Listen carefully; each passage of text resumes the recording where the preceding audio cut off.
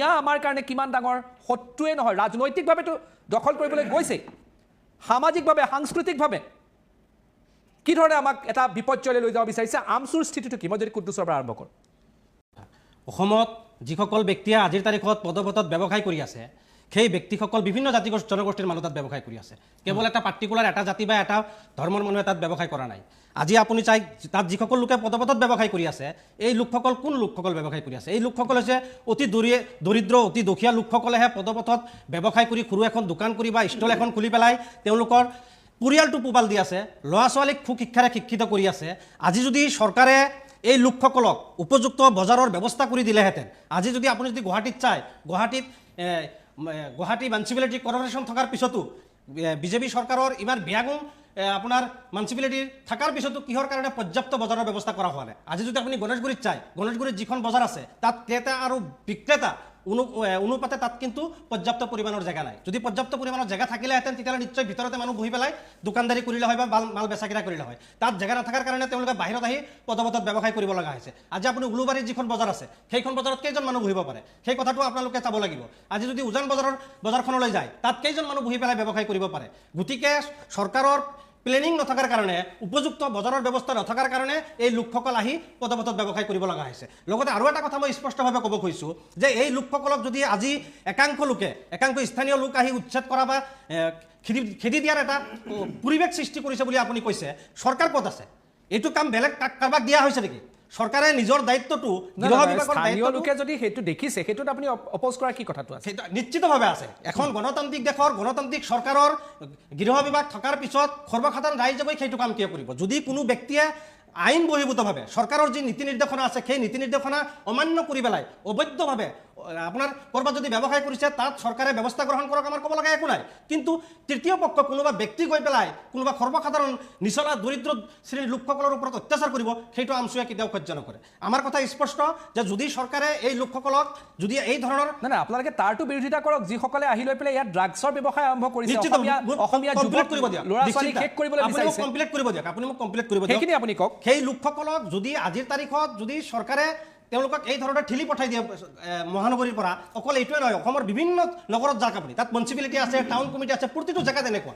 এই লোকসকলক উপযুক্ত বজাৰ নথকাৰ কাৰণে তেওঁলোকে এই সমস্যাৰ সন্মুখীন হৈছে। উপযুক্ত বজাৰ নথকাৰ কাৰণে তেওঁলোকে কি ড্ৰাগছ বিক্ৰী কৰে? নহয়, ড্ৰাগছ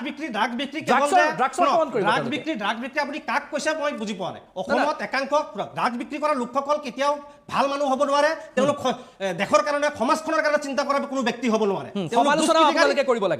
100% আমি আমচুৱে বিভিন্ন সময়ত আমি জনসভাৰ জৰিয়তে হওক, বিভিন্ন প্ৰচাৰ মাধ্যমৰ জৰিয়তে আমি সজাগতা সভাৰ জৰিয়তে আমি সজাগ কৰি আহিছোঁ যে অকল ধৰ্মীয় দৃষ্টিকোণেৰে নহয়, আমি আমচুৱে কোনো ক্ষেত্ৰতেই কেতিয়াও ধৰ্মীয় দৃষ্টিকোণেৰে আমি কেতিয়াও চোৱা নাই। আমাৰ কথা স্পষ্ট যে অসমত বসবাস কৰা বিভিন্ন জাতি জনগোষ্ঠীৰে এই অসমখন শংকৰদেৱে আদৰ্শৰে অসমখন আগবাঢ়ি আছে। ইয়াত কোনোবাই ড্ৰাগছৰ ব্যৱসায় কৰিছে, কোনোবাই চুৰ ডকাইতত লিপ্ত হৈছে, সেই ব্যক্তিখিনি দুষ্কৃতিকাৰী হয়, সেই ব্যক্তিখিনিৰ বিৰুদ্ধে একশ্যন ল'ব লাগে। আমাৰ কথা স্পষ্ট। সেইখিনি মিয়া হয় নহয়, আপুনি মিয়া বুলি মিয়া মানে কি? মিয়া হৈছে আজিৰ তাৰিখত যিসকল ভাৰতীয় নাগৰিক নহয়, গতিকে আপুনি দীক্ষিতা আপুনি ধৰ্মীয় মেৰিকোনৰ দৃষ্টিৰে আপুনি কথাখিনি কৈ আছে।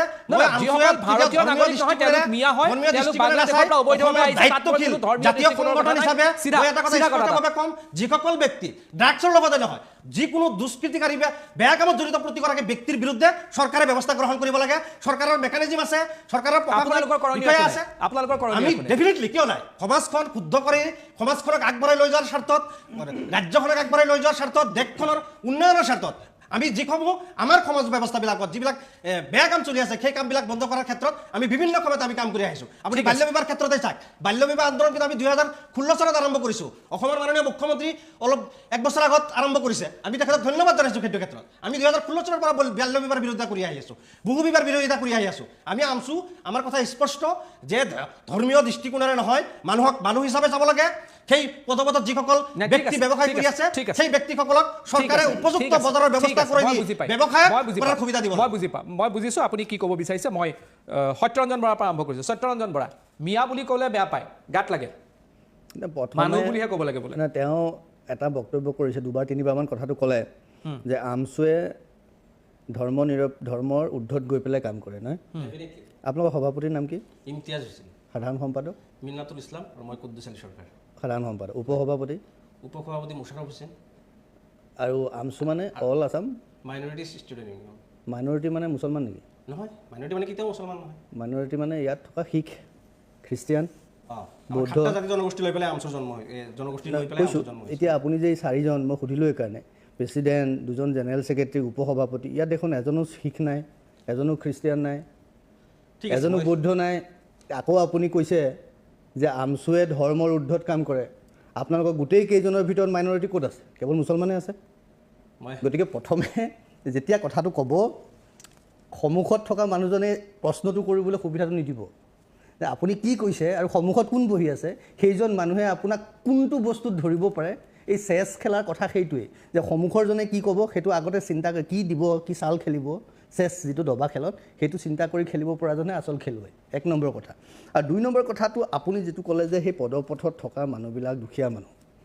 সেইটো মই অস্বীকাৰ কৰা নাই দুখীয়া মানুহ বুলি কালি মই তেনেকুৱা এটা বিষয়ত কিবা এটা লিখিছিলোঁ এটা অনুষ্ঠান ৰাষ্ট্ৰীয় অনুষ্ঠান কৰি থাকোঁ কাৰণে তাৰ কিবা এটা প্ৰসংগত মই ভিক্ষাৰীৰ প্ৰসংগ এটা লিখিছিলোঁ তেতিয়া মোক এজন ব্যক্তিয়ে তাত কমেণ্ট কৰিছে যে ভিক্ষাৰী হ'লেও ভিক্ষাৰীজনৰ ওপৰতো বিশ্বাস জন্মিব পাৰিব লাগিব তেতিয়াহে কোনোবাই ভিক্ষাৰীজনক সহায় কৰিব বুজি পাইছেনে তাৰমানে দুখীয়া হ'লেও তেওঁ সমাজৰ প্ৰতি দায়বদ্ধ হ'লেহে তেওঁৰ প্ৰতি কোনোবাই সহানুভূতি দেখুৱাব এতিয়া তেওঁ যদি দুখীয়া হোৱাৰ কথা কৈ দুখীয়া হোৱাৰ আঁৰ লৈ পেলাই ৰাস্তাত এখন দোকান দি তেওঁ যদি ড্ৰাগছ বেপাৰ কৰে কেৱল ৰাস্তাত দোকান দিয়ে কৰা নাই গোৱালপাৰাৰ এখন চৰকাৰী চিকিৎসালয়ৰ ভিতৰত মোলৈ অহা খবৰ মতে এগৰাকী মুছলমান নাৰ্ছেও এই কাম কৰি আছে যি কাম আজি 2 দিন আগতে এখন থানাৰ এগৰাকী মুছলমান কনষ্টেবল নে মুছলমান কৰ্মচাৰীয়েও সেই ড্ৰাগছৰ বেপাৰ কৰে বুলি ধৰিছে নহয় কালি নে পৰহি এনেকুৱা এটা খবৰ গোৱালপাৰা চিভিল হস্পিটেলখনৰ ভিতৰত চলি আছে বুলিও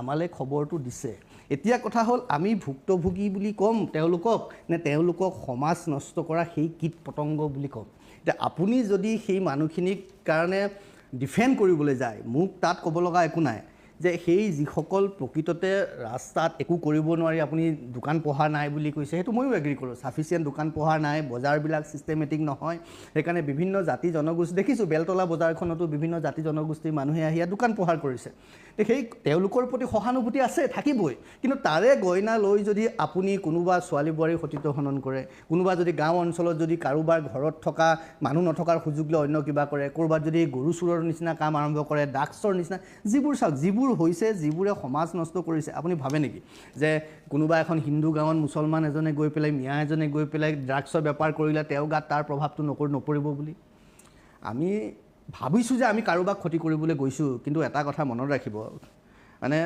আমি যদি কাৰোবাৰ গাত বোকা ছটিয়াব লগা হয় হাতখনে আপোনাৰ হাতেৰে বোকা তুলি ল'ব লাগিব আৰু প্ৰথম কিন্তু বেলেগক ছটিওৱাৰ আগত সেই বোকা আপোনাৰ হাতখনতে লাগিব গতিকে এই যিবোৰ পৰিৱেশ হৈছে আমি যদি প্ৰকৃতাৰ্থত আপুনি মানুহৰ কথা ক'ব খুজিছে প্ৰকৃতাৰ্থত যদি মানুহৰ কথা ক'ব খুজিছে মানুহৰ কথা মানৱতাৰ কথা মুখৰ শব্দত নাথাকে মানুহৰ কথা মানৱতাৰ কথা আমাৰ আচৰণত থাকে মানে হিউমেনিটি এটা শব্দ নহয় হিউমেনিটি আমাৰ আচৰণত বহিঃপ্ৰকাশ পায় ই আমাৰ কথা বতৰাত সামাজিকভাৱে আমি কিমান দায়বদ্ধ সমাজৰ কোনবিলাক কামৰ প্ৰতি আমি সহযোগিতা আগবঢ়াইছোঁ যে এই যে আপুনি কণ্ট্ৰাডিক্ট কৰিলে প্ৰতিটো কথাত যে আমি ধৰ্মৰ ঊৰ্ধত থাকি কাম কৰিব খোজোঁ আমি কেৱল মাইনৰিটিৰ চিন্তা কৰিব খোজোঁ অথচ আপোনালোকৰ তাত মুছলমানৰ বাহিৰে কোনো এজন মাইনৰিটি মই এতিয়ালৈকেতো দেখা নাই মাইনৰিটি অন্য ধৰ্মৰ কোনোবা মানুহ মই দেখা পোৱা নাই এই কণ্ট্ৰাডিকশ্যনবিলাক আপোনালোকে এৰি সঠিক দিশত আপোনালোক আগবাঢ়ি আহক তেতিয়া দেখিব এখন সুন্দৰ সমাজ যেতিয়া হ'ব আজি ইয়াত যে কোনোবাই কৈছে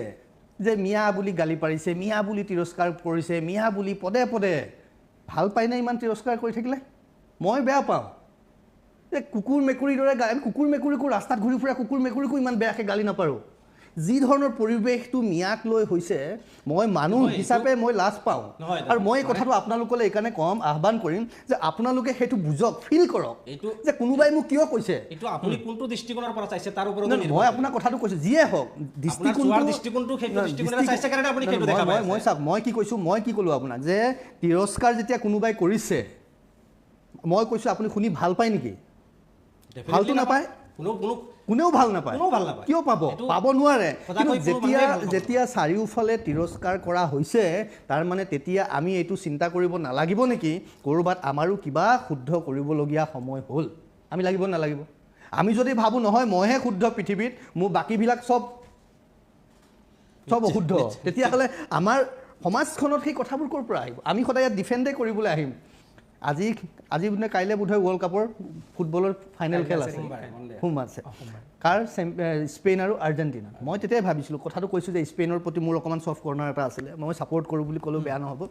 কথাটো হ'ল এই গোটেই প্ৰক্ৰিয়াটোত আপুনি যদি সেইদিনা ইংলেণ্ড আৰু আৰ্জেণ্টিনাৰ মাজৰ মেটছখন যদি চাই ছেমি ফাইনেলখন, ইংলেণ্ড হাৰাৰ কাৰণটো কি? অধিক ডিফেন্সিভ হোৱাৰ কাৰণে। তাৰ মানে কি? আপুনিয়ে ক'লে ইংলেণ্ড হৰাৰ কাৰণটো হ'ল অতিমাত্ৰা ডিফেন্সিভ। সেইকাৰণে গোটেই বিষয়টোৰ পৰা আঁতৰি গুচি গ'ল, ওলাই গুচি গ'ল। আপোনালোক যিমানে অতিমাত্ৰা ডিফেন্সিভ হ'ব, সিমানে এটা সময়ত কিন্তু উফৰি পৰিব আৰু এই সমাজত আটাইতকৈ ঘৃণনীয় মানুহ বুলি পৰিচিত হৈ যাব, যিটো মই নিবিচাৰোঁ। সেইকাৰণে কৈছোঁ ডিফেণ্ড কৰা বাদ দি নিজক ঠিক কৰি পেলাই আগবাঢ়ি আহক, মানুহ হিচাপে সমাজখন ঠিক কৰিবলৈ চেষ্টা কৰক। মোৰ ইয়াত অলপ ক'ব লগা আছে দাদা। প্ৰথম কথাটো হৈছে আপুনি যিটো কথা কৈছে যে আমচুৰ আপুনি বেলেগ মানুহ দেখা পোৱা নাই, কেৱল মুছলমান মানুহ দেখা পাইছে। এটা সময়ত অসমত কিন্তু এটাই ছাত্ৰ সংগঠন আছিলে, সেইটো আছু আছিলে।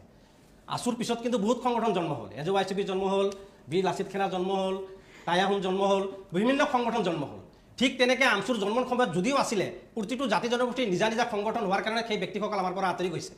গতিকে সেইটো আমাক বেয়া পাই গৈছে বুলি নহয়। আজি আছুৰ পিছত যে AJYCP যিসকল কৰি আছে, সেইসকলে অসমীয়া সমাজখনক বেয়া পায় বুলি আপুনি ক'ব নেকি? সেইটোতো আপুনি ক'ব নোৱাৰে। দাদা মোক ক'ব দিয়ক, আপুনি মই কোৱা নাছিলোঁ দাদা, প্লিজ মোক ক'ব দিয়ক।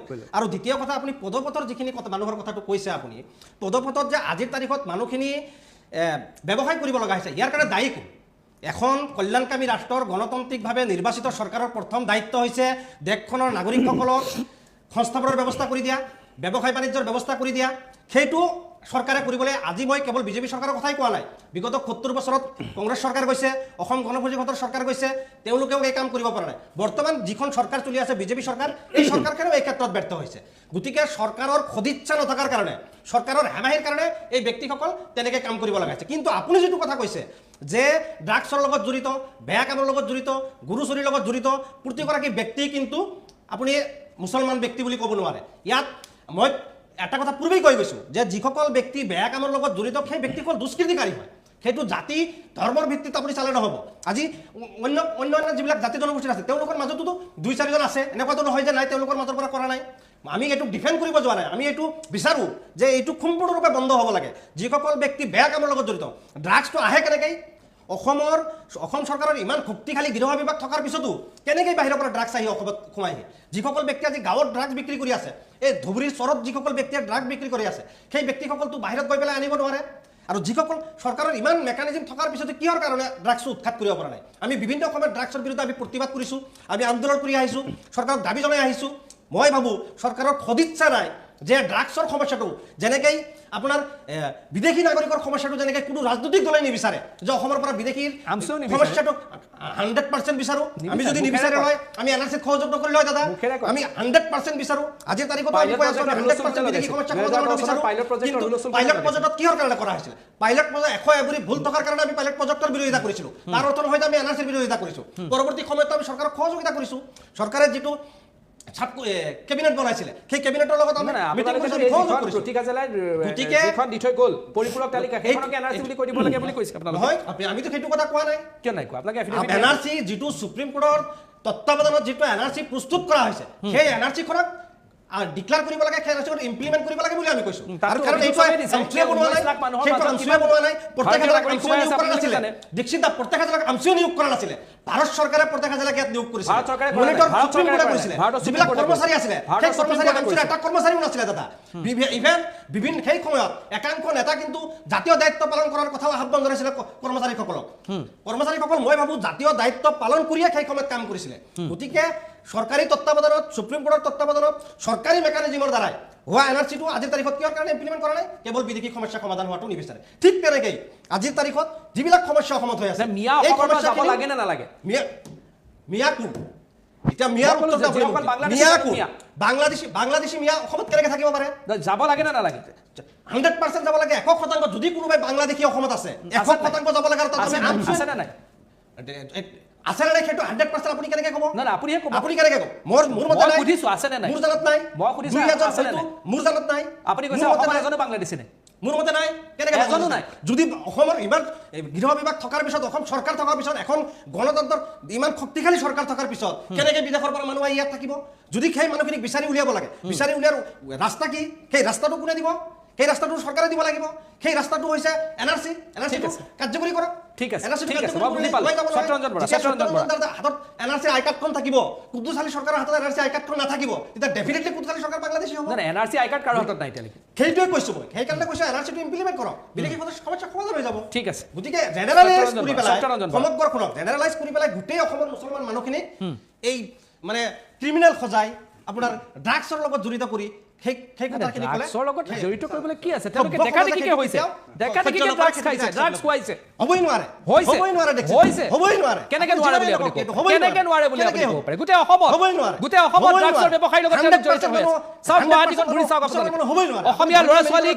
ড্ৰাগছৰ আসক্ত কৰাত এই মিয়াসকল আছে আপুনি এটা কথা এই চাওক মিয়াসকলেই ড্ৰাগছ খুৱাইছে চাব তেওঁলোকে এই ব্যৱসায়ত আছে তেওঁলোকৰ ক্ষেত্ৰত মই এটা কথা স্পষ্টতাৰে ক'ব বিচাৰিছো তাৰ অপৰাধীৰ লিষ্ট একেটা পাবলিশ কৰিছিলে সেই লিষ্টত আপুনি চাইছিলে যুৱক যুৱতী কিমান জন আছিলে অসমৰ যুৱক যুৱতীক ড্ৰাগছৰ আসক্ত কৰাৰ শক্তিৰ লগত সেই কথা আপুনি চাইছে সত্যৰঞ্জনদাও চাইছে মই চাইছো সমগ্ৰ অসমত চাইছে আপুনি জেনেৰেলাইজ কৰি সমগ্ৰ অসমৰ সংখ্যালঘু মানুহখিনিক আপোনালোকে ড্ৰাগ ব্যৱসায়ী খজাব গ'লে এইটো আপোনালোকে আপুনি সংখ্যালঘু বুলি নক'ব মই সংখ্যালঘু বুলি কওঁ মই সংখ্যালঘু ৰিপ্ৰেজেন্ট কৰি আছো মিয়াসকল মই গোটেই সংখ্যালঘু কমিউনিটি ৰিপ্ৰেজেন্টেটিভ কৰা নাই মই বিয়াৰ মুছলমান জাতিক টাৰ্গেট কৰা নাই মই কৈছো সংখ্যালঘু ৰিপ্ৰেজেন্ট কৰিছো মই বিয়াৰ ৰিপ্ৰেজেন্ট যিসকল বাংলাদেশী বিয়াৰ ৰিপ্ৰেজেন্ট কৰা নাই যিসকল বাংলাদেশী হয় যিসকল মিয়া হয় বাংলাদেশ নেখেলে যিসকলে ইয়াত আছে তেওঁলোকে চৰকাৰে তেওঁলোকে অসমীয়া জাতিক চৰকাৰৰ কিয় দম নাই ষড়যন্ত্ৰ কৰিছে হিমন্ত বিশ্ব শৰ্মা দম নাই নেকি আপুনি কিয় চৰকাৰ আপোনালোকে নকৰে কিয় আমি দাবী জনাইছো আপোনালোকে নকৰে কিয় চৰকাৰ আপোনালোকে নকৰে কিয় আপোনালোকে নকৰে প্ৰথম স্তৰত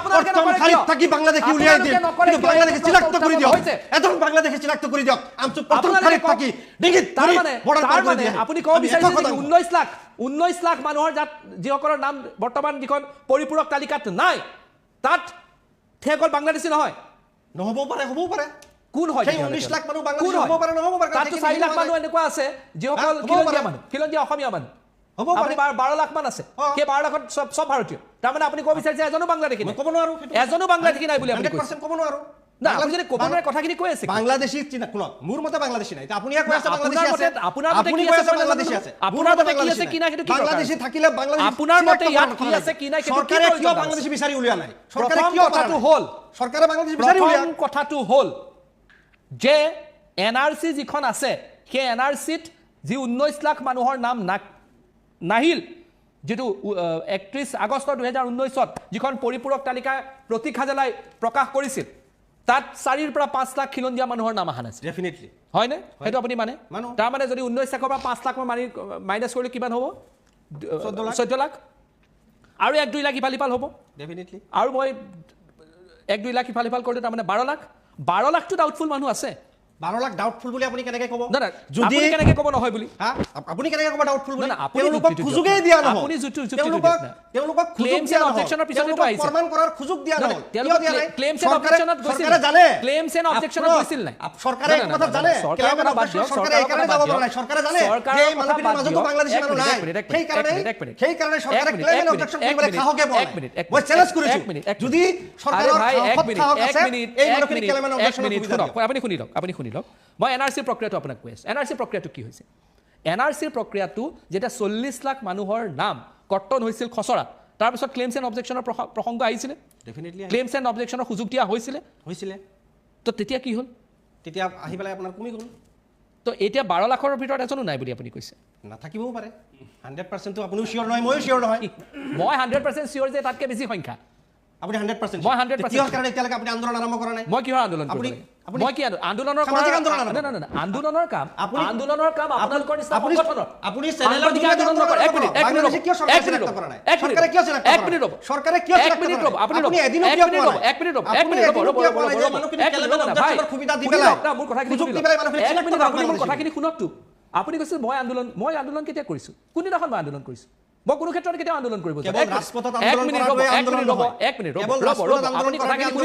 আপুনি কথাখিনি শুনি লওকচোন নুশুনাকে কথাখিনি কৈ নাথাকিব আন্দোলন কৰাৰ দায়িত্ব আপোনালোকৰ সংগঠনৰ আপোনালোকে কৰি আহিছে আন্দোলন Definitely মিয়াক কৈছো। বচোৱাৰ আন্দোলন আপোনালোকে কৰি হ'বই নোৱাৰে। আহিছে মিয়াৰ ৰক্ষণাবেক্ষণ দিয়া হ'বই আন্দোলন নোৱাৰে। আপোনালোকে কৰি আহিছে মিয়াৰ প্ৰতিনিধি আপোনালোকে নহয় আমি। মিয়াক আমি প্ৰতিনিধিত্ব কৰিবলৈ ইয়াত বহি আছে। অসমত বসবাস কৰা আৰু সেইটোৱে ভাষিক আৰু এটা ধৰ্মীয় প্ৰধান কাৰণ। সংখ্যালঘু লোকসকলৰ ওপৰত যেতিয়া আন্দোলন অত্যাচাৰ আমি হ'ব কৰিব লাগে। সেই অত্যাচাৰৰ আজি বিৰুদ্ধে নিজৰ থিয় হ'ব নিজৰ অস্তিত্ব ৰক্ষাৰ কাৰণে আমি যিমানে আন্দোলন ধৰ্মীয় কৰিব লাগে। অমীকৰণ এই কথা কৰিব কেতিয়াও হ'ব চেষ্টা নোৱাৰে। কিয়? এই কথা সেইটো কেতিয়াও হ'ব স্পষ্ট নোৱাৰে। কথা। শুনক, যদি সত্যৰঞ্জন বৰা, চৰকাৰৰ- সত্যৰঞ্জন বৰা, চৰকাৰৰ প্ৰতিক্ৰিয়া দিয়ক। পক্ষাওক নাই, আপোনালোকেও সত্যৰঞ্জন বৰাৰ প্ৰতিক্ৰিয়া দিয়ক। মই আপোনাৰ ওচৰলৈ গৈ আছোঁ। মই আপোনাৰ ওচৰলৈ আহিছোঁ। চৰকাৰে সত্যৰঞ্জন বৰাই কওক। মানুহখিনিক কেলেমান সত্যৰঞ্জন বৰাই দি পেলাই কওক। বাংলাদেশ- হ'ব আপুনি ৰ'ব। সত্যৰঞ্জন বৰাই কওক। প্ৰথম কথাটো তেওঁ যেতিয়া মই তেওঁৰ কথাখিনিৰ পৰা আকৌ মই মনত পেলাব চেষ্টা কৰিছোঁ, ইমান চিঞৰ বাখৰ কৰি দিলে তেখেতে মই পাহৰিয়ে গ'লোঁ তেওঁ কি কথা কৈ আছিলে।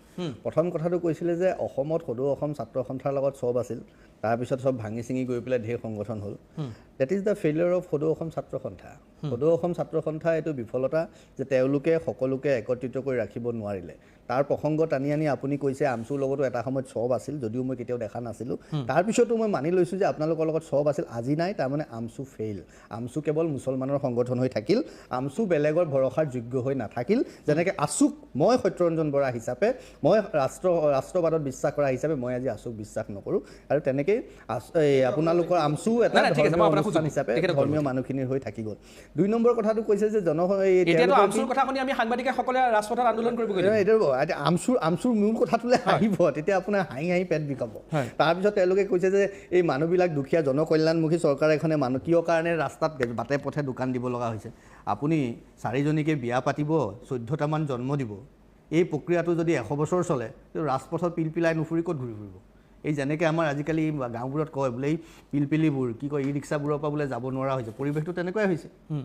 পিলপিলিবোৰৰ পৰা গাড়ীখনো যাব নোৱাৰে, ইফালে যাব দেখিব সেইখন ই ৰিক্সা, ইফালে দেখিব ইফালে ই ৰিক্সা, মানে পৰিৱেশটো তেনেকুৱাই হৈছে। সেই পৰিৱেশটো চৰকাৰে কৰিব দিলে নেকি?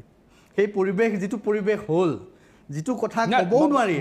মই এটা আপোনাক এটা ৰাখোঁ যে আমচুৱে ক'লে বাংলাদেশী নাই। মই আহিম সেইটো। নাই, মই আহি আছোঁ। মই এটা পঠাইছোঁ। মই এই ফৰামটো এই মুহূৰ্তত কমেণ্টছৰ কাৰণে অ'পেন কৰিব বিচাৰিছোঁ। আমাৰ যিসকলে এই মুহূৰ্তত লাইভত চাই আছে, আপোনালোকৰ মতে কি আছে? অসমত বাংলাদেশী বিতৰণ হ'ব লাগে নে নাই? মিয়াসকল বাংলাদেশী হয় নে নহয়? মই কমেণ্ট ছেকশ্যন অ'পেন কৰি দিছোঁ। আপোনালোকে কমেণ্টছ কৰক। লাইভ শ্ব'ত মই কৈ চাম আপোনালোকে কোনে কি কমেণ্ট কৰিছে। মই বিচাৰোঁ যিমান পাৰে সিমান বেছি সংখ্যাত কমেণ্ট ইয়াত কৰক যে আমচুৰ মতে বাংলাদেশী নাই, অসমীয়াই কি ভাবে, বাংলাদেশী আছে নে নাই, মিয়া বাংলাদেশী হয় নে নহয়? এই প্ৰশ্নটো মই সুধিছোঁ। কমেণ্ট বক্সত কমেণ্ট কৰক আপোনালোকে। নাই, সেই জনসংখ্যা নিয়ন্ত্ৰণৰ প্ৰসংগটোত আহিলেও তেওঁলোকে কেতিয়াও মাত নামাতে বা সেইটো সদায় বিৰোধিতা কৰি আহিছে। গতিকে তেনেকুৱা এটা প্ৰক্ৰিয়াত য'ত খাবলৈ নহ'ব, য'ত 40জন মানুহক যিখিনি মাটি লাগিব, 40জন মানুহক যিখিনি খোৱা বস্তু লাগিব, 40,000 মানুহক ডেফিনেটলি তাত বেছি লাগিব।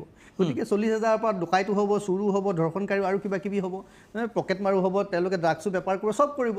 কিন্তু তাৰ মূল সমস্যাটো তেওঁলোকে সমাধান কৰিবলৈ চেষ্টা নকৰে আৰু সেই কথাবোৰ তেওঁলোকে নকয়। কাৰণ সেই মানুহখিনিক লৈ পেলাই তেওঁলোকেও এটা সংগঠন কৰি সেইকাৰণে বাকীবোৰৰ পৰা আঁতৰি তেওঁলোকক ইউজ কৰি থাকিব খোজে সেই সাধাৰণ মুছলমানখিনিক।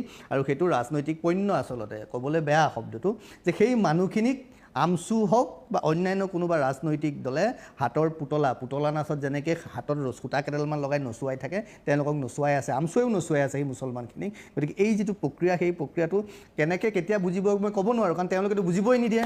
এই এটা প্ৰসংগক্ৰমে এটা কথা মনলৈ আহিছে। মই এজন মুছলমান উকিলক নামটো কৈয়ে দিছোঁ, মই এজন মুছলমান উকিল জুনেইদ খালিদ। তেখেতক মই এজন মুছলমান, মোৰ খুব পুৰণা বন্ধু ডক্টৰ ইমান আলী, তেওঁ থাকে দিল্লীত। কিয় কৈছোঁ শুনিব। ডক্টৰ ইমান আলী দিল্লীত থাকে, মোৰ লগত একেলগে বহু বছৰ, আমি 2005ৰ পৰা একেলগে কাম কৰিছোঁ।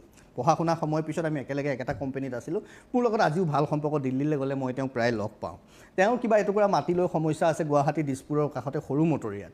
মই ভাবিলোঁ জুনেইদ খালিদক বিভিন্ন সময়ত মই টক শ্ব'বোৰত লগ পাইছোঁ, আৰু জুনেইদ খালিদক মই কৈছোঁ যে এওঁ সুবিধা হ'ব কথাবিলাক বুজি পোৱাত, মুছলমান সমাজৰ সমস্যা, কাৰণ তেওঁলোকৰ ঘৰুৱা মাটি বাৰীৰ সমস্যা। এতিয়া জুনেইদ খালিদে কি কৰিছে, তেওঁৰ পৰা পইচা তুলিতে তেওঁ মোক ফোন কৰে, ভাই আপুনি কি উকিলৰ নাম্বাৰ দিলে, মোৰ কামেই নকৰে, মোক ফোনেই নধৰে। তাৰমানে মুছলমান এজন যেতিয়া কাম কৰিব পৰা হ'ব, তেওঁ কমজুৰি মুছলমান এজনক কেতিয়াও সহায় কৰিবলৈ নাহে আৰু এই কামটো কৰি নিদিয়ে। লাগিলে সেই মুছলমানক কিন্তু ব্যৱহাৰ কৰিব।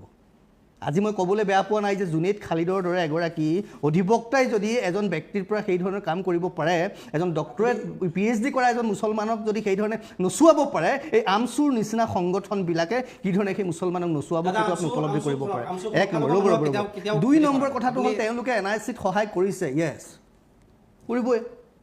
তেওঁলোকে যদি NRCত সহায় নকৰে, সেই গছডাল যিটো আমি কৈছোঁ বংশবৃক্ষৰ কাগজ কেনেকৈ উলিয়াব?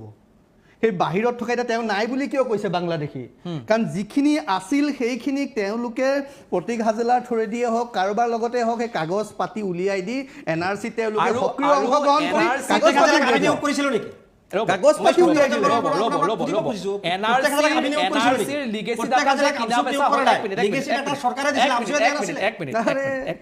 সেইবোৰ কথা এতিয়া সময় কম মই কৈ আছো NRCৰ যি লিগেসি ডাটা আছে সেইটোতো কিনা বেচা হৈছে বুলি প্ৰতীক হাজেলাই স্বীকাৰ কৰি থৈ গৈছে তাকেতো সেইবোৰ কথা এটা affidavit দি সময় থোৱা আছে কম Supreme Court-ত। গতিকে কুদ্দুছ আলীয়ে এই কথাবোৰ নজনাকে আপুনি কোনে মই কিনিব ভাবিছোঁ কৈছিল? আৰু অকমান কোনে চাই- বেচিছিল? এইবোৰ ঢেৰ এনেকুৱা কথা তথ্য ওলাইছে গতিকে যে আমচুৱে NRC ক সহায় কৰিবই। হিন্দু উপাধিধাৰী পৰিয়ালত তেওঁলোকৰ নাম আছে বংশ তেওঁলোকৰ মই বংশৰ নাম এটা ওলাইছে, কিবা আমি বুলি মই কোৱা নাই মই কৈছো আমচুৱে NRCত সহযোগ কৰিছে এক্সেক্টলি কৰিছে চৰকাৰেও কৰিছে বাংলাদেশী নহয় ইয়াৰ ভিতৰত আমচুৱে কেতিয়াও সোমাব। বাংলাদেশী সেইকাৰণে আপোনালোকে বাংলাদেশী এটা নাই কথা বুলি স্পষ্টভাৱে কৈছো সত্যৰঞ্জন দা আপোনাৰ নিচিনা এজন অভিজ্ঞ ব্যক্তিয়ে অভিজ্ঞ কাৰণে কথাটো কৈছো অভিজ্ঞ যে মই আপোনাৰ জানি বুজি অভিজ্ঞ কৈছো ব্যক্তিয়ে এই ধৰ্মীয় দৃষ্টিকোণৰ পৰা প্ৰতিটো বস্তু চালে নাই নহয় চোৱা, আৰে মই ধৰ্মীয় দৃষ্টিকোণৰ পৰা দৃষ্টিকোণৰ পৰা দিলো। চাই আছে প্ৰতিগৰাকী অসমৰ সংখ্যালঘু মানুহক আপুনি কেৱল বাংলাদেশী বুলি চাই আছে বাংলাদেশী হিচাপে আপুনি মই ভাবি প্ৰতিজন আছে অসমৰ 30 গৰাকী প্ৰতিজন অসম এক ছেকেণ্ড ৰ'ব চিঞৰ বাখৰ মই পছত চিঞৰ বাখৰ ভাল মই কেতিয়া ক'লো যে অসমৰ প্ৰতিজন এই কি মুছলমান মানুহ বাংলাদেশী বুলি মই কেতিয়া ক'লো কৈছো নেকি আপোনাৰ যিটো দৃষ্টিভংগী সেইটোৱে প্ৰমাণ মই কৰি আপোনাক আছে। কি ক'লো আপোনাৰ মই আপোনাক দৃষ্টিভংগী মোৰ দৃষ্টিভংগীটো আপুনি বুজাই নাই এইটো বুজিবলৈ হ'লে অলপ সময় লাগিব মই বুজি আপোনাক কি পাইছো, ক'লো ভালদৰে যে বুজি পাইছো। আপোনালোকে NRCত সহযোগ কৰিছে সেইসকল সন্দেহযুক্ত অবৈধ মানুহক ভাৰতৰ এই NRCৰ ভিতৰত সোমোৱাবলৈ এক তাত মই কি ক'লো তাত মই মুছলমানৰ কথা ক'লো হাস্যকৰ নেকি? কথা আপোনাৰ দৰে আপুনি ব্যক্তিয়ে ভাবক আপুনি আপোনাৰ সেইটো দৰে ভাবিব ব্যক্তিয়ে এই পাৰে ধৰণৰ কথা সেই কোৱাটো এটা হাস্যকৰ পৰিৱেশটো কথা। আৰে সেই আমচুৱে চাওক, তেনেকুৱা চাওক, ধৰণৰ কাম কেতিয়াও কৰা নাই আমচুৱে সদায় অসম আৰু অসমীয়া জাতিৰ আপুনি উত্তৰণৰ এটা ক্ষেত্ৰত আমচুৱে কাম কৰিছে আৰু অনাগত দিনতো এটা কাম কৰি কথা যাব কৈ এইটো থওঁ নিশ্চিত এটা কথা কৈ থওঁ অসমৰ উত্তৰণটো নিশ্চিতভাৱে আপোনালোকে কৰিছেই সেইকাৰণে পাচলিতো ঔষধ দিছে মাছতো ঔষধ দিছে নহয় ফলতো ৰং সানি ঔষধ দিছে উন্নত হৈছে সেইকাৰণে এটাৰ পিছত এটা সময় মই এইবিলাকলৈ নাযাওঁ এইবিলাকলৈ মই ক'তো নাযাওঁ সেইটো আমচুৱে কৰিছে নেকি? সেইকাৰণে সেইটো আমচুৱে কৰিছে নেকি? আমচুৱে আপুনি আমচুৱে কৰিছে উত্তৰণৰ নেকি? কথা ক'লে হা? উত্তৰণৰ যদি কথা আমচুৱে ক'লেহেঁতেন উত্তৰণৰ কাৰণে কাম কৰিছে বুলি মই উত্তৰণৰ কৈছো। কাৰণে যদি কাম আমচুৱে- কৰিলেহেঁতেন আমচুৱেতো কিন্তু কেতিয়াও- এইবিলাক আমচুৱেতো এই কেতিয়াও গোটেই শাক প্ৰক্ৰিয়াটো পাচলিৰ ব্যৱসায় কৰা নাই, হৈছে আমচুৱে কেতিয়াও মাছৰ ব্যৱসায় কৰা নাই আপুনি আমচুৱে ৰাহন খালা বুলি কৈছে আমচুৱেতো কেতিয়াও কাৰ শাক কাৰণে পাচলিৰ ব্যৱসায় কৰিছে? কৰিব সেই কামবিলাক কৰা মানুহকেইটা কোন? ৰং খানিব যোৱা নাই সেই মানুহকেইটা কোন? হা?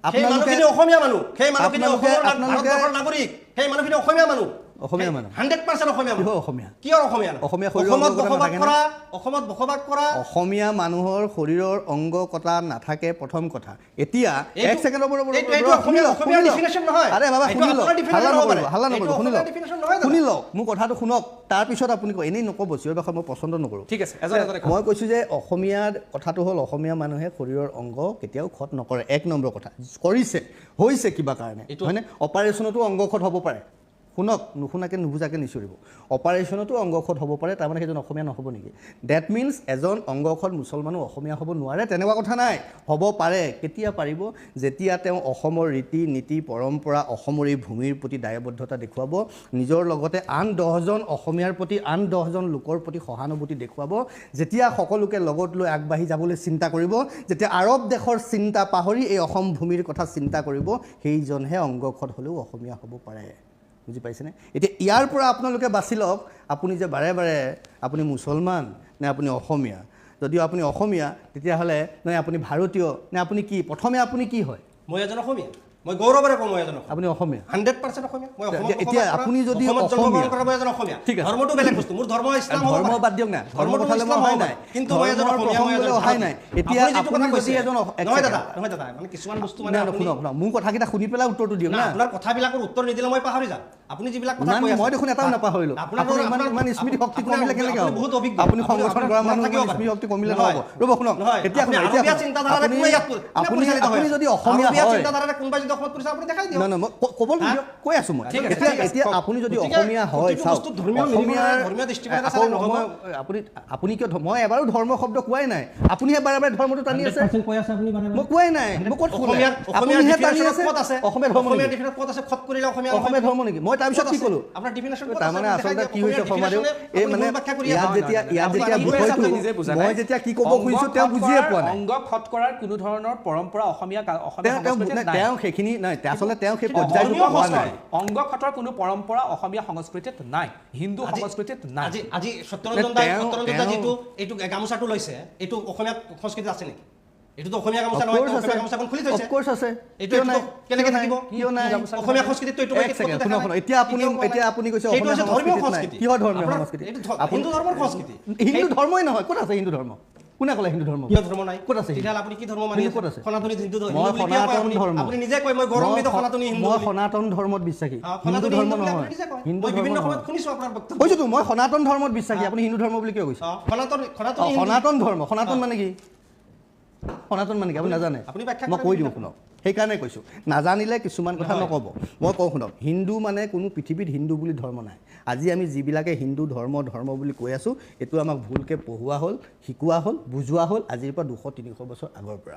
আমাৰ ধৰ্ম সনাতন, আপোনাৰো ধৰ্ম সনাতন। ইছলাম আপোনাৰ উপাসনা পদ্ধতি, খ্ৰীষ্টিয়ান কাৰোবাৰ উপাসনা পদ্ধতি, বৌদ্ধ কাৰোবাৰ উপাসনা পদ্ধতি। মই শক্তি পূজা কৰোঁ, শক্তি পূজা কৰাৰ মোৰ যিটো পৰম্পৰা, সেই পৰম্পৰাত মোৰ উপাসনা পদ্ধতি হ'ল শাক্তময়। কোনোবা বৈষ্ণৱ, কোনোবা শৈৱ, কোনোবা গাণপত্য, এইবোৰ উপাসনা পদ্ধতি। ধৰ্ম মানুহৰ এটাই, পৃথিৱীত ধৰ্ম কাৰো বেলেগ হ'ব নোৱাৰে। পানীৰ ধৰ্ম তলৰ সোৱাদহীন, পানীৰ ধৰ্ম কোনো বৰণ নাই, আকাৰ নাই, এইটো পানীৰ ধৰ্ম। জুই ধৰ্ম দাহ কৰা পুৰা, এইটো জুই ধৰ্ম। চেনী ধৰ্ম মিঠা, এই ধৰ্ম পৃথিৱীত কাৰো কেতিয়াও সলনি হ'ব নোৱাৰে। মানুহ হিচাপে আমাৰ ধৰ্ম সময়ত ভোক লগা, দুখত দুখ লগা, সুখত হাঁহা, এইবিলাক ধৰ্ম। এতিয়া ধৰ্ম নুবুজাকে অন্ততঃ দেই কুদ্দুছ মই কৈছোঁ, আনৰ লগত আপুনি ধৰ্মলৈ হিন্দু মুছলমানলৈ ক'ব। সত্যৰঞ্জন বৰা বহি থাকিলে এটলিষ্ট ধৰ্ম লৈ পেলাই এইটো নক'ব, কাৰণ ধৰ্ম মানে এই আপুনি উপাসনা মছজিদত গৈ নামাজ পঢ়া ধৰ্ম নহয়।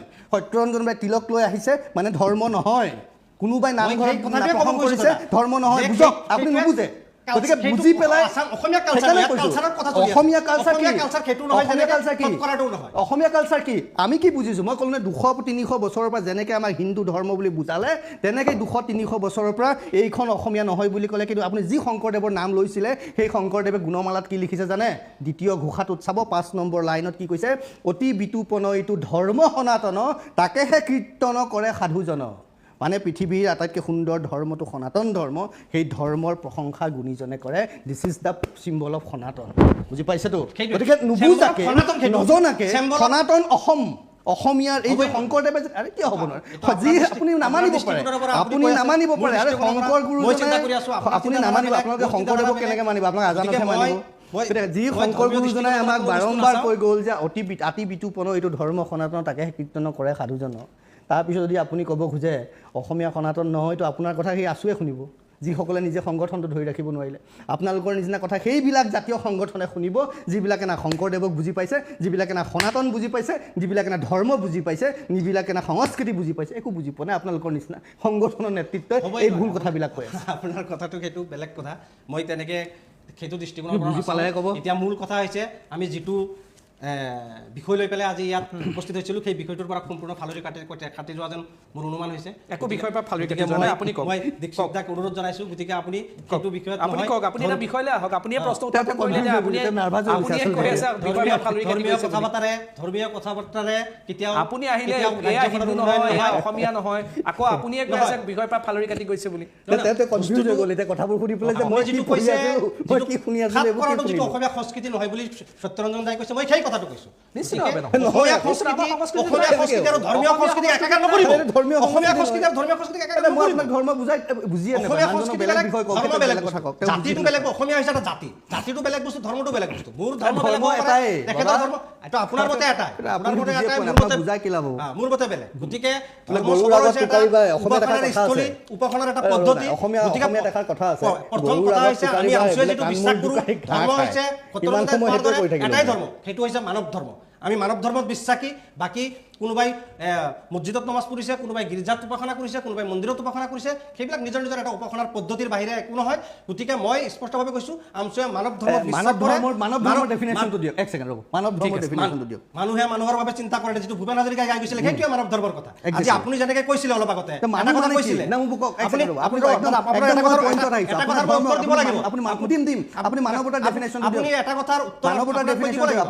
কথা কৈছিলে, মানুহে মানুহৰ বাবে চিন্তা কৰাটোৱেই মানৱ ধৰ্ম। হৈ গ'ল। তাৰপিছত মই কওঁ নহয় মই আপোনাৰ মানুহ মানে কি? মানে কি কওক, তেতিয়া বুজিব মানুহে। এটা কথাৰ উত্তৰ দিবলৈ আছে, চব দিম মই আপোনাৰ, আপুনিও আপোনাৰ এটা কথাটো আপুনি মানৱতাৰ প্ৰসংগ উলিয়াইছে। শুনক কুদ্দুছ, শুনক, আপুনি সদায় কৰি থকা মানুহজন মই নহয়, বা সদায় মোক টিভিত দেখি থকা মানুহজন মই নহয়, মোক সদায় বা আপুনি সদায় বেলেগৰ লগত ডিবেট কৰি থকা মানুহজন আজি আপোনাৰ সন্মুখত নাই। গতিকে মই আপোনাক সুধিছোঁ, আপুনি মানৱতা ক'লে যে ভূপেন হাজৰিকা মানুহে মানুহৰ বাবে যদিহে অকণো নাভাবে ভাবিব কোনে, নহয় আপুনি কৈছে এইটো মানৱতা। মানুহ মানে কি মোক বুজাই দিয়ক, মানুহ কোন কওক, মই উত্তৰ দিম আপোনাক। আজি দীক্ষিত শৰ্মাক মই ৰেষ্ট দিছোঁ, আপোনাৰ মোৰ এতিয়া ফেচ টু ফেচ, কওক মানুহ মানে কি? মানুহ কি? মানুহ আপুনি মানুহ, মই মানুহ, অসমত যিমান জনসংখ্যা চব মানুহ। মানে মানুহ মানে আমি নাক দুটা, চকু দুটা, হাত দুখন, ভৰি দুখন হ'লে মানুহ হৈ যাবনে?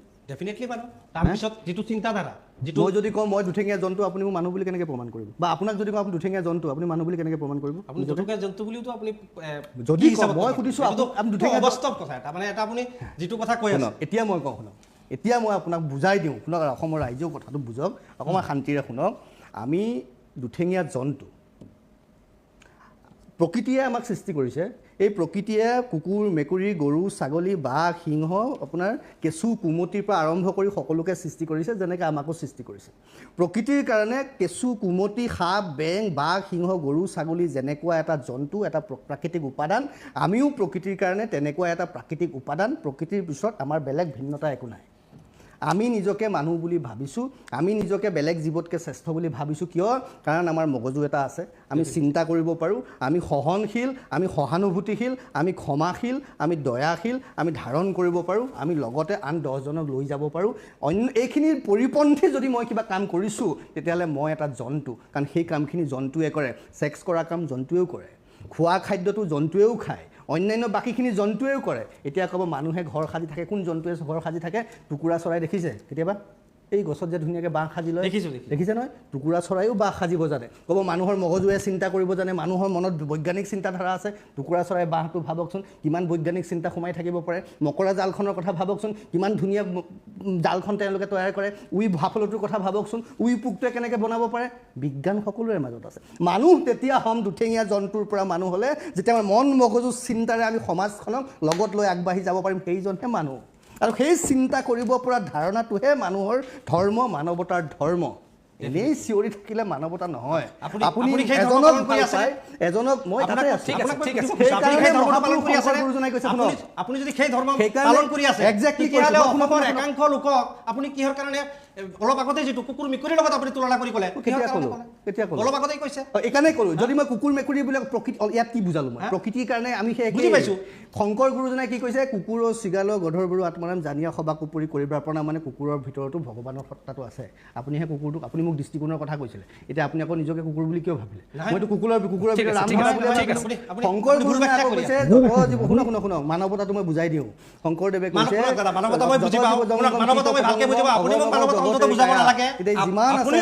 মানৱতা বুজাব নালাগে, মই মানৱতা দাদা ভালকে বুজি পাওঁ, গতিকে আপুনি মানৱতা বুজাব নালাগে।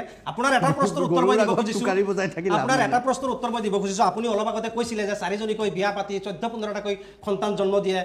এইটো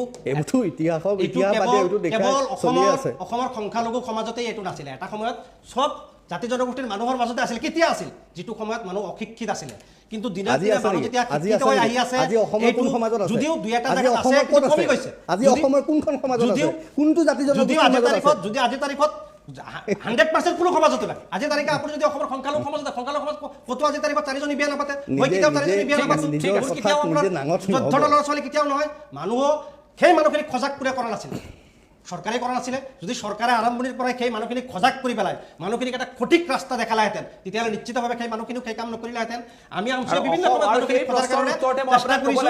আৰু গতিকে ইয়াৰ কাৰণে চৰকাৰেও একক কথা মই আপোনাক ক'ব লাগিব যে আপুনি যিখন চৰকাৰক দুখ দি আছে যে চৰকাৰে সেইখিনি শিক্ষিত কৰিব লাগিছিলে, সেই চৰকাৰখনকো গৰিষ্ঠ সময়ৰ বাবে, বহু বেছি সময়ৰ বাবে ক্ষমতাত আপোনালোকে ৰাখি থৈছে সেই দলটোৰ চৰকাৰ। আমি কেনেকৈ ৰাখি থৈছোঁ? আপোনালোকে মানে কি? আপোনালোকৰ আমি সমৰ্থিত ৰাজনৈতিক দলক প্ৰতিনিধিত্ব নকৰে।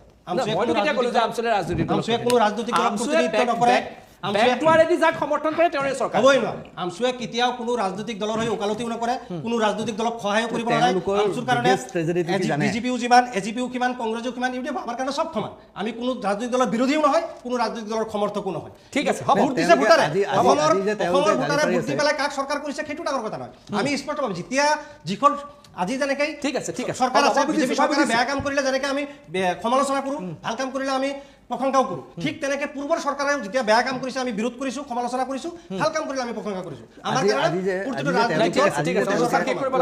আজি যে তেওঁলোকে চৰকাৰখনক জগৰীয়া কৰি আছে বা কিবা কৰি আছে যে ক'লে ইমান বছৰ চৰকাৰে একোৱেই নকৰিলে বিগেষ্ট ট্ৰেজেডিটো কি জানে অসম বা ভাৰতবৰ্ষত আটাইতকৈ বেছিকাল শাসন কোনে কৰিছিলে মোগলৰ প্ৰকাণ্ড ৰজাবোৰৰ নাম আপোনালোকে জানেই গোটেইবিলাকে 400 বছৰ 800 বছৰ নহয় কিমান 800 বছৰ তেওঁলোকে শাসন কৰিলে তাৰপিছত আকৌ কোনে শাসন কৰিলে তেওঁলোকৰ মতে চলা কংগ্ৰেছে যাৰ কাৰণে তেওঁলোকক ছেটিছফাই কৰিবলৈ সেকুলাৰ শব্দটো ভৰাই দিলে য'ত মই কওঁ ইণ্ডিয়া বাই ডিজাইন বাই ডিফল্ট সেকুলাৰ ইণ্ডিয়াক আৰু বেলেগকৈ সেকুলাৰিজিম বুজাব নালাগে নহ'লে ইয়াত পাৰ্চীসকল খ্ৰীষ্টিয়ানসকল জৈনসকল মুছলমানসকল সকলো ইয়াত আহি শান্তিৰে থাকিব নোৱাৰিলেহেঁতেন India is by design secular এতিয়া কথাটো হ'ল সকলো তেওঁলোকৰ সম্ৰাট আছিল মোগলৰ তেওঁলোকৰ সপক্ষে চৰকাৰ আছিলে তেওঁলোকক ইমানখিনি কৰিবলৈ সংখ্যালঘু উন্নয়ন বোৰ্ড পৰ্যন্ত বনাই দিলে তাৰপিছতো আৰে মূৰ্খ নিচিনা কথা কিয় কয় মই কি ক'লোঁ মোগলে এটা পৰ্যায়লৈ আনিলে তাৰপিছত কংগ্ৰেছে আপোনালোকৰ মুছলমান